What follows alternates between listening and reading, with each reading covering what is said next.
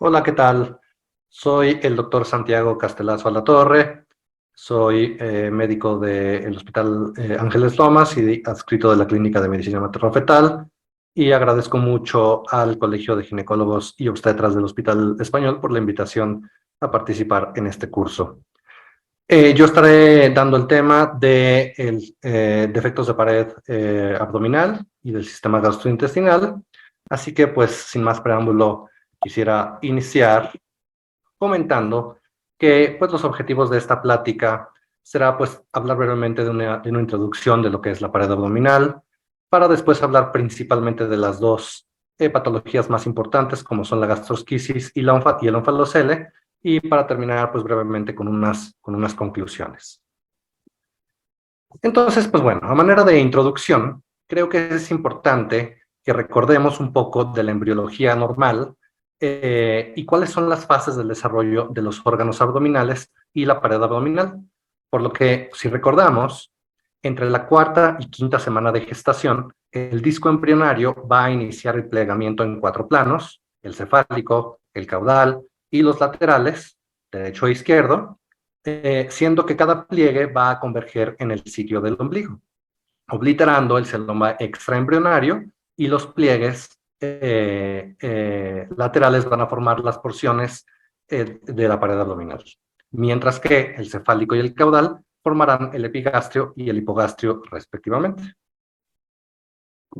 Posteriormente, a la sexta semana, como parte del desarrollo, la cavidad abdominal será muy pequeña para contener a los órganos abdominales en formación, por lo que de manera fisiológica existirá una protrusión del intestino medio hacia el celoma residual en la base del cordón umbilical. Y a esto se le conoce como una hernia fisiológica.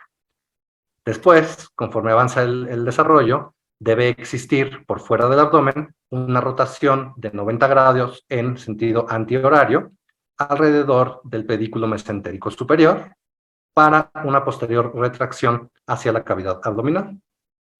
Todo esto será visible entre las 9 y 11 semanas, o incluso hasta que exista una longitud craneocauda de hasta 45 milímetros.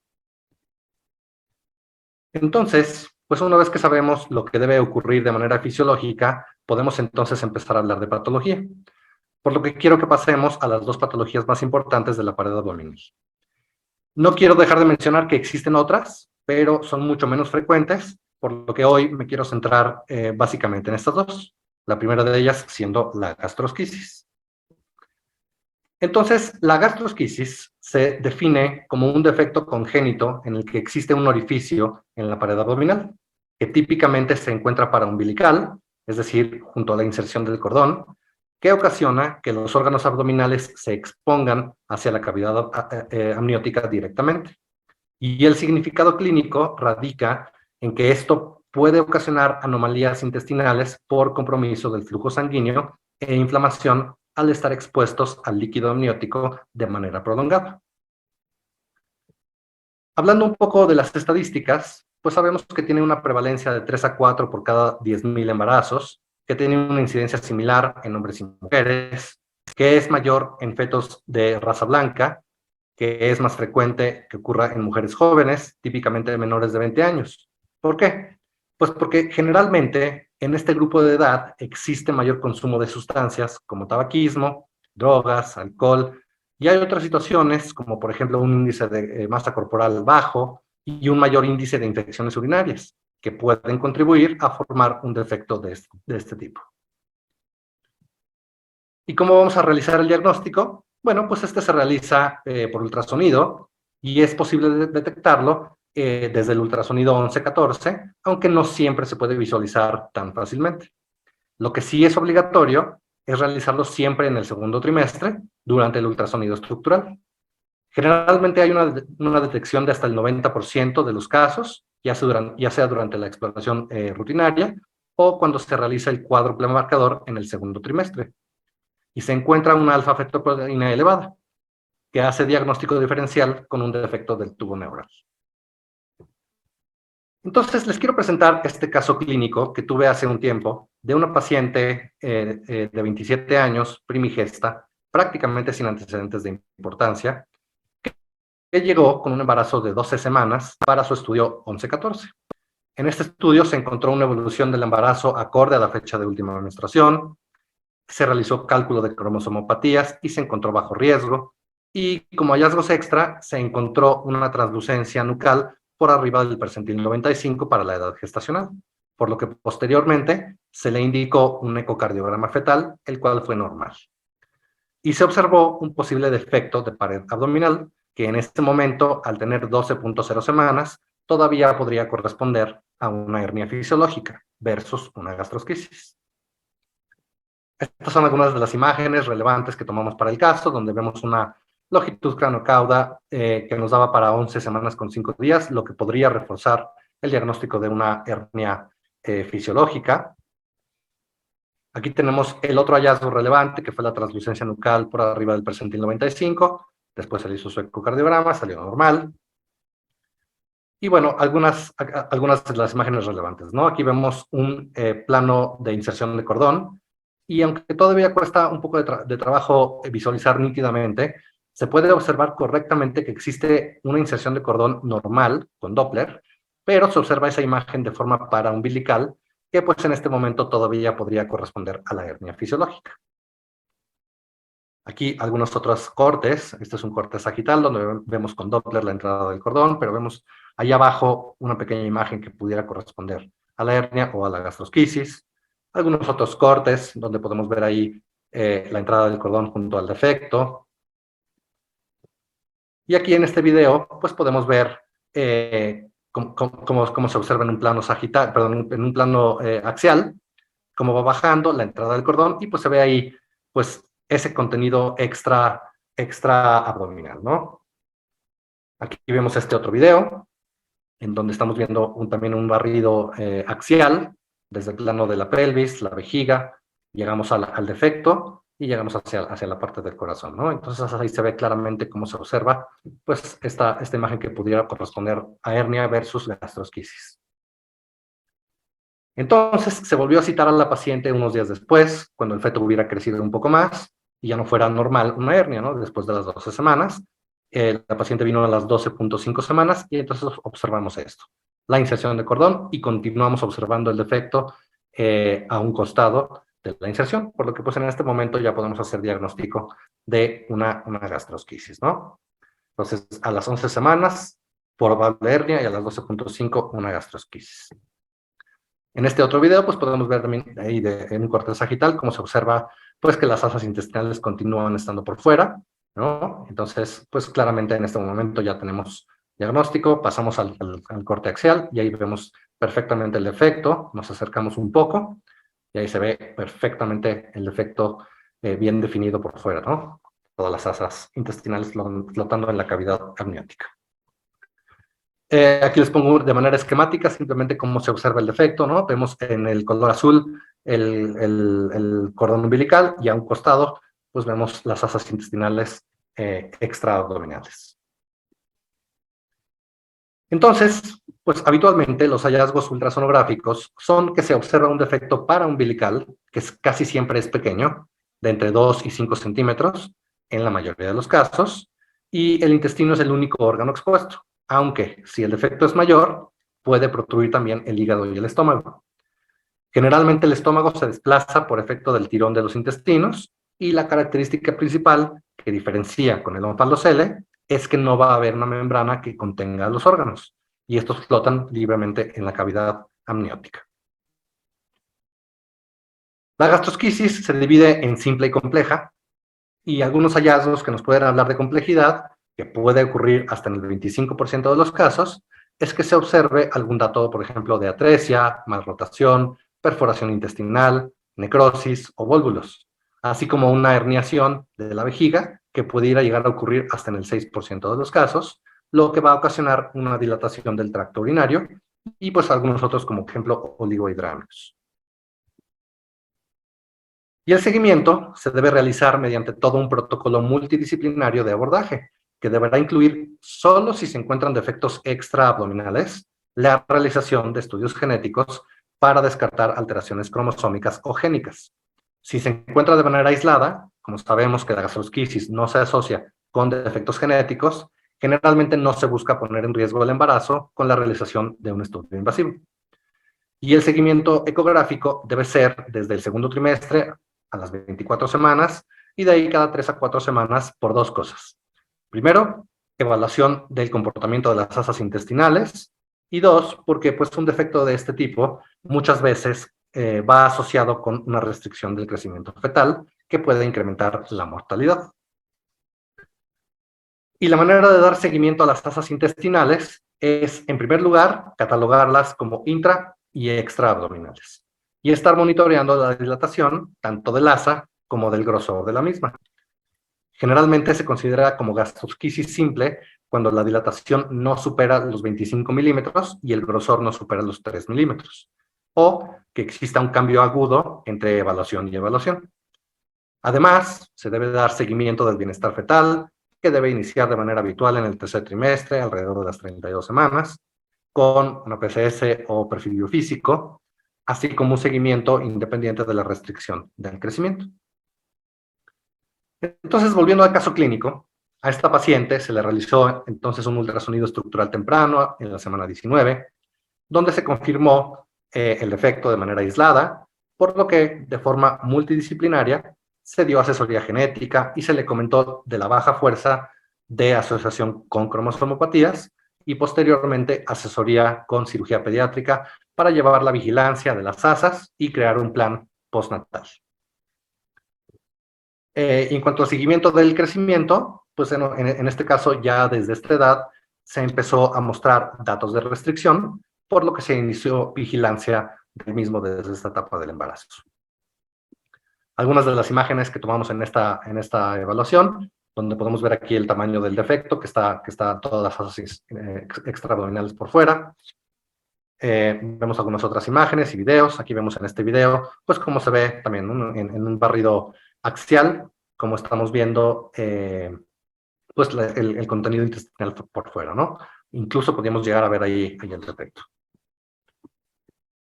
Algunas otras imágenes donde vemos ahí la entrada del cordón umbilical y para umbilical vemos el defecto e incluso empezamos a hacer una medición del defecto, ¿no? Aquí vemos una imagen de cómo se ve la vejiga correctamente colocada con las dos arterias umbilicales.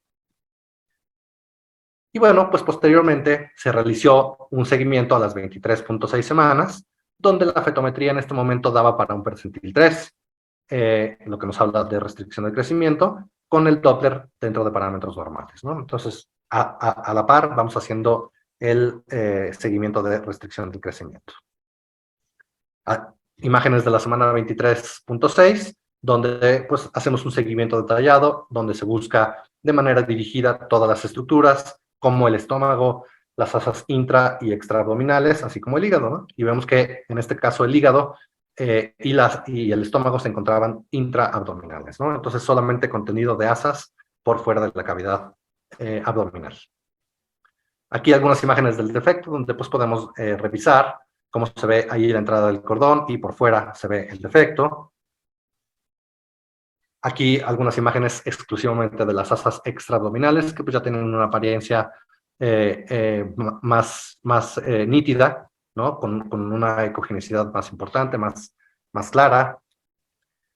Vemos, se hace medición de asas extraabdominales, así como intraabdominales, y pues vemos que, por ejemplo, las extraabdominales ya tienen un diámetro de 2.4 milímetros, y las intraabdominales pues también parecido, ¿no? 2.1 milímetros.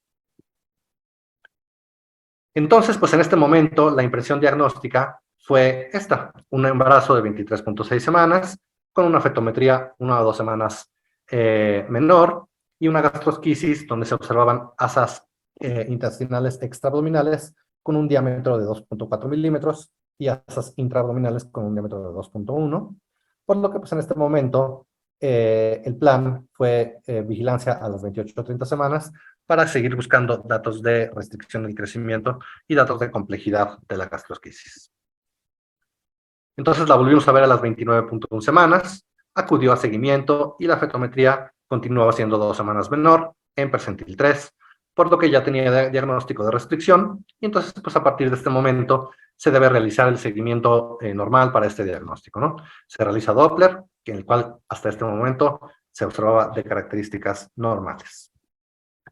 Y algunas imágenes ya más claras en la semana 29, donde evaluamos el defecto y las asas intestinales, tratando de buscar siempre el orificio abdominal, y pues, aunque conforme avanza el embarazo puede llegar a ser incluso difícil encontrarlo, pero en este caso, como ven aquí en las flechas, se ve perfectamente dónde está el defecto y dónde está la entrada del cordón umbilical. En este momento, el tamaño del defecto era de 1.3 centímetros y se ve claramente cómo protruyen las asas hacia la cavidad amniótica. Se realizan mediciones del asa, en este momento eran de 6 milímetros extraabdominal y de 4 milímetros intraabdominal, por lo que pues, se sigue catalogando como una gastrosquisis simple. Por lo que se da como una impresión diagnóstica, una restricción del crecimiento fetal a expensas de una gastrosquisis, con los diámetros que ya mencionamos, y entonces pues el plan en este momento es seguimiento de la restricción y datos de complejidad, por lo que se citó 2 semanas después, a la semana 31. Entonces vino a la semana 31, aquí se evalúa el Doppler sin realizar petometría por el corto tiempo entre ultrasonidos, y las asas intestinales extraabdominales ya tenían un diámetro un poquito mayor, de 13 milímetros, en comparación con los 6 de la vez anterior. Pero hay que recordar que pues, el feto va creciendo y es normal que las asas intestinales vayan creciendo en conjunto con el feto, por lo cual en este momento nada nos alarmaba, ¿no? Aquí ya podemos ver en estas imágenes las asas intestinales un poquito más definidas, ya incluso con contenido intestinal por dentro, ¿no? Todas estas son las asas extraabdominales. Aquí están medidas. Esta, por ejemplo, midió 14 milímetros, con un grosor de 2 milímetros, entonces pues todavía dentro de rango normal. Aquí algunas otras imágenes para que vean cómo ya están, pues todas las asas, incluso ya con los surcos, ¿no? Posteriormente, a la semana 33, realizamos una fetometría que continuaba en el percentil 3, con un peso de 1,5 kg, Doppler normal, índice de líquido amniótico de 20 a 21, el cual pues es normal a pesar de estar cerca del límite superior, y las asas extraabdominales con un diámetro de 19 milímetros, el cual, como decíamos, iba en aumento, pero de acuerdo con el crecimiento del feto. Y en esta semana ya se observaron, sí logramos observar asas intraabdominales dilatadas. Aquí algunas de las imágenes donde pues vemos el diámetro del asa, en esta ocasión de 19 milímetros, ¿no? Aquí otra asa, también 19 milímetros en este caso. Y como decíamos, vemos asas intraabdominales, ¿no? Ahí vemos la vejiga, y para vesical pues estamos viendo una asa que sí se logró identificar de hasta unos 10 milímetros, ¿no? Entonces, todo va dentro de rango, pero sí se ven pues todas las características. Posteriormente, a la semana 35, dentro del seguimiento de la restricción, continuaba el Doppler normal y las asas parecían mantener estabilidad con respecto a los estudios previos, encontrando las extraabdominales con un diámetro de 20, y en esta ocasión ya no pudimos observar asas intraabdominales con dilatación. Esto pues puede ser difícil por el tamaño del feto, ¿no? Aquí las asas extraabdominales, donde podemos ver que tienen 20 milímetros de diámetro.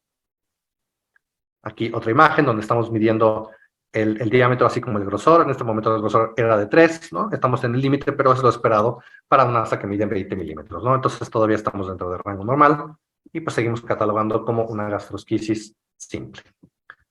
Y ya prácticamente al final del embarazo, a las 37 semanas, se vuelve a realizar la evaluación de la restricción, encontrando la misma diferencia en semanas, el Doppler normal y las asas extraabdominales con un diámetro de 24 milímetros. Esperado para esta edad gestacional, sin datos de complejidad de ningún tipo. Por lo que ya en este momento se plantea la interrupción del embarazo por cesárea. Y bueno, en las imágenes de la última revisión, donde vemos asas de hasta 24 milímetros, cerca del límite, pero todavía normal, ya estamos al final del embarazo, y el grosor de esta asa, por ejemplo, era de 1.5 milímetros. Aquí otra asa, un poquito más pequeña, ¿no? Con un grosor también hasta 3 milímetros, que sigue siendo normal. Entonces, pues brevemente, hablando de la resolución en casos de gastrosquisis, esta está indicada a partir de las 36 semanas, pero dependiendo siempre de los datos de complejidad. Si hubiera alguno, entonces se plantea en función a ello, siempre tomando en cuenta, obviamente, la prematuridad. Habitualmente se prefiere interrumpir por cesárea, ya que esto evita el paso por el canal del parto, que podría ocasionar infecciones de contenido abdominal, así como un daño mecánico. Y posteriormente deberá valorarse por cirugía pediátrica cuál va a ser el abordaje para la corrección del defecto, ya sea por primera o por segunda intención, dependiendo de las características y el estado de las asas u otros órganos en ese momento. En nuestro caso clínico, el cierre se realizó por primera intención a las 24 horas de vida. Y bueno, les pongo brevemente parte del video que se tomó para la corrección del defecto. Por cuestión de tiempo no lo voy a dejar completo, pero quería que vieran simplemente cómo se realizó. Primero se introducen las asas y después se realiza ya el cierre de la pared. Aquí en este otro video, un poquito más adelantado, cómo se está haciendo ya el cierre de la pared, una vez que se introdujeron todas las asas y que se verifica que no hay presión intraabdominal que las esté empujando hacia afuera. Y aquí un par de imágenes de cómo quedó el neonato una vez que se concluyó la cirugía. Entonces, bueno, eso en cuanto a la gastrosquisis. Y bueno, ya brevemente quiero hablar del diagnóstico diferencial principal, que es el onfalocele. Entonces, pues el onfalocele se va a definir como un defecto de pared abdominal de la línea media que se produce en la base del cordón umbilical y en el que va a haber ausencia de la piel, la fascia y los músculos de alrededor. En este caso, a diferencia de la gastrosquisis, sí habrá un saco membranoso de 3 capas que cubre el defecto, ya que es en parte, digamos, parte del cordón umbilical. Y el cordón se va a insertar en el ápice del saco que va a contener a todo el defecto. En cuanto a las estadísticas, pues sabemos que tiene una prevalencia de 2.6 por cada 10.000 nacimientos, lo cual es menor que la gastrosquisis y es más común en los extremos de la vida reproductiva, como pueden observar, por ejemplo, en estos datos. Y aquí la incidencia es mayor en mujeres de raza negra, que además conllevan factores de riesgo, como por ejemplo obesidad, uso de inhibidores selectivos de la recaptura de serotonina, sexo masculino del feto, embarazos múltiples, etc. Y aquí la patogénesis se basa en 2 principales mecanismos. Uno, que va a existir una falla en el giro de 270 grados del intestino de regreso hacia el abdomen, lo cual generalmente se manifiesta como un onfalocele simple y pequeño. Y 2, una falla en el cierre de los pliegues laterales, creando un defecto amplio que contiene a los órganos abdominales y que pueden incluir incluso al hígado. Aquí el diagnóstico tiene una detección del más del 90% en el ultrasonido prenatal, donde se observa el contenido intestinal después de la semana 12, y cuando hay contenido hepático, podría visualizarse desde incluso la semana 9 como una masa mayor de 5 a 10 milímetros en la zona de la herniación umbilical. Aquí les pongo algunos ejemplos del primer trimestre donde se observa perfectamente el defecto. Este es un caso que tuve también yo hace un tiempo, donde se pudo diagnosticar de manera temprana, ¿no? Y vemos un corte sagital, donde se observa pues la bolita que contiene ahí el defecto, ¿no? Se ve perfectamente, a diferencia de una gastrosquisis, donde las asas se ven pues dispersas. Aquí un corte axial, donde pues podemos ver ahí contenido del defecto, ¿no? En una bolita. Otra foto donde podemos también verlo pues un poquito diferente, pero siempre en la línea media y contenido por el saco membranoso, ¿no? Aquí con Doppler, donde pues vemos también la conexión de la inserción del cordón umbilical y pues vemos pues que prácticamente está fusionada con el defecto que se ve por fuera. Otra imagen un poquito más clara, más nítida, ¿no? Donde se ve ahí el Doppler de los vasos del cordón, al mismo tiempo donde se contiene el defecto. Corte axial, nuevamente, donde pues, podemos volverlo a ver, ¿no? Aquí con la aplicación del Doppler, donde pues, se ve prácticamente el defecto que incluye la inserción del cordón. Se puede incluso medir el defecto, ¿no? También podemos ver de qué tamaño es, en este caso era de 6 milímetros, ¿no? Pero podemos perfectamente ver cómo el cordón está en el centro del defecto. Aquí alguna otra imagen, ¿no? Donde podemos verlo en el corte sagital. Esta es una imagen en 3D donde se ve ahí perfectamente la bolita, ¿no? Entonces, pues en cuanto a los hallazgos ultrasonográficos, sabemos que en el 80% de los casos van a ser onfaloceles grandes que contienen hígado, lo cual se debe confirmar con Doppler, observando los vasos hepáticos, o el ductus venoso en el saco. Y la importancia de valorar el hígado radica en que los onfaloceles pequeños que no contienen hígado son los que generalmente están asociados con aneuploidía, mientras que los grandes generalmente son aislados y en fetos euploides. Este es otro caso más reciente que tuve, en el que se vio a esta paciente por primera vez en la semana 29. Ella fue referida de otro sitio para una valoración, ya que se observaba un defecto de pared abdominal.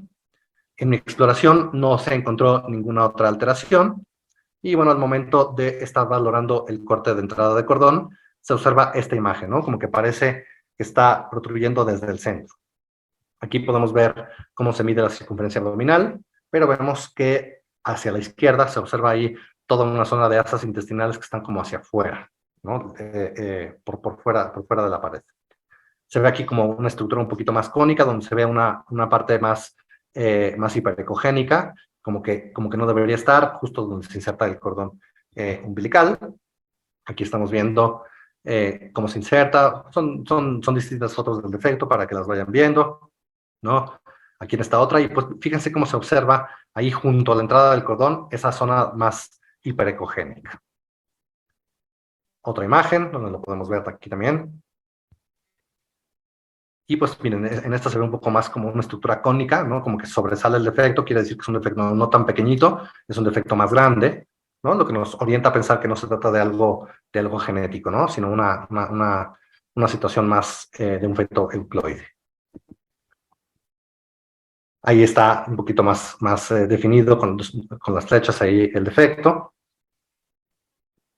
Y aquí lo medimos, ¿no? Vemos cómo está la entrada del cordón y pues vemos que el defecto pues mide entre 2 y 3 milímetros, ¿no? Que es lo típico de un onfalocele. Alguna otra imagen donde se ve un poquito incluso más grande, ¿no? Pero se ve claramente como que no es la parte redonda. Desafortunadamente, después de esta evaluación, la paciente no regresó con nosotros, por lo que ya no pudimos dar un seguimiento adecuado. Y este es un video esquemático donde pues les enseño un onfalocele mucho más grande. Así se vería cuando el defecto es mucho mayor. Pero de manera general, cuando se observa un onfalocele, es habitual en el 35 a 70% de los casos observar alguna anomalía estructural asociada, como por ejemplo intestinal, cardíaca, genitourinaria, etcétera, ¿no? Como podemos ver aquí en esta diapositiva.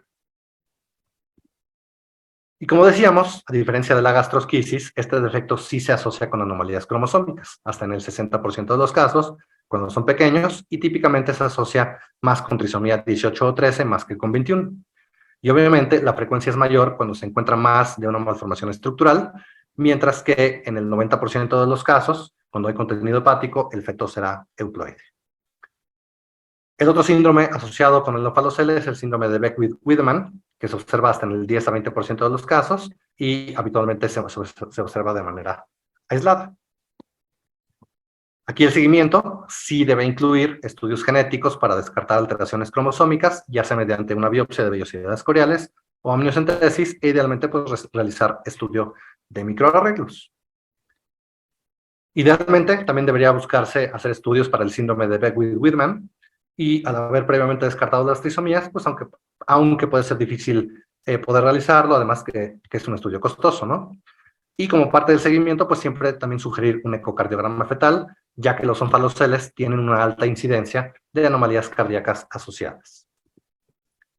En cuanto al ultrasonido, debe realizarse de manera seriada cada 4 semanas, donde, al igual que la gastrosquisis, hay que evaluar el crecimiento fetal, ya que también la restricción es común en estos casos, y obviamente, al evaluar la circunferencia abdominal, pues esta va a ser menor al resto de los parámetros, por lo que debe tomarse en cuenta al momento de evaluar la restricción, utilizando una fórmula especial, que es la fórmula de Zimmer.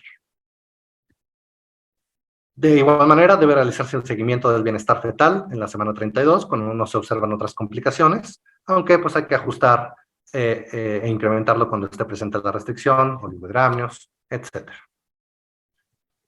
La resolución idealmente debe ser en un centro de atención terciaria, no antes de las 39 semanas, en ausencia de indicación para interrupción temprana, y en estos casos sí se puede dar parto vaginal en la mayoría de los casos, aunque se prefiere la cesárea en caso de onfalocele gigante, pues para la prevención de distocia, ruptura, infección o incluso una hemorragia, ¿no? Entonces, pues bueno, a manera de conclusiones, creo que es importante destacar que pues, los defectos de pared son un grupo complejo de anomalías congénitas con un amplio espectro de manifestaciones y desenlaces perinatales. Y pues el primer paso para su detección es la evaluación de la inserción del cordón en relación al defecto, que debería incluso realizarse desde el primer trimestre.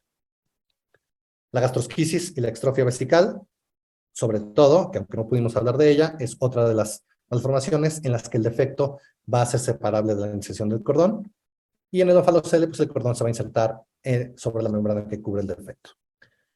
Y lo más importante, pues, es que el reconocimiento oportuno de todas estas patologías es básico para el manejo del embarazo y la consejería de los padres. Así que, pues, agradezco mucho su atención y quedo a sus órdenes para cualquier duda o comentario que tengan. Muchas gracias.